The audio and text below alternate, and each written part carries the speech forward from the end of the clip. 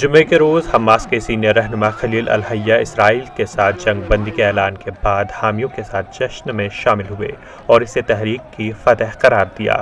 انہوں نے معاہدے کی شرائط ظاہر نہیں کی اور دعویٰ کیا کہ اسرائیل حماس کا فوجی انفراسٹرکچر تباہ کرنے میں ناکام رہا۔ نتنياهو والعدو الصهيوني وجيشه قال سيدمر الأنفاق على مقاومتنا، وأنا أقول له اليوم إن المجاهدين الآن يتبخترون في الأنفاق۔ اسرائیل اور حماس کے مابین جنگ بندی نافذ ہونے کے بعد غازہ شہر میں خوشی اور سیٹیوں کی آوازیں بلند ہوئی۔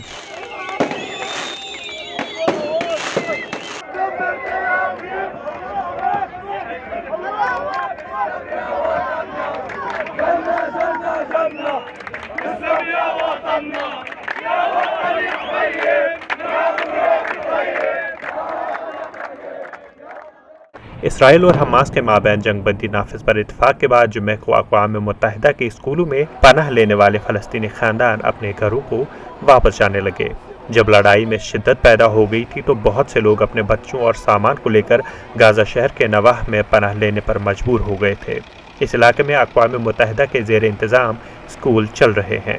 واضح رہے اسرائیل اور حماس نے تشدد کے ختم کرنے کے لیے مصری حمایت یافتہ تجویز کو قبول کیا، جس کے بعد جنگ بندی کا اعلان کیا گیا۔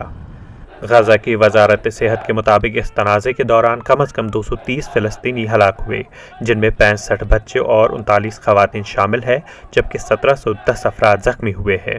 ادھر اسرائیل میں 12 افراد ہلاک ہوئے ہیں، جن میں ایک 5 سالہ لڑکا اور 16 سالہ لڑکی بھی شامل ہے۔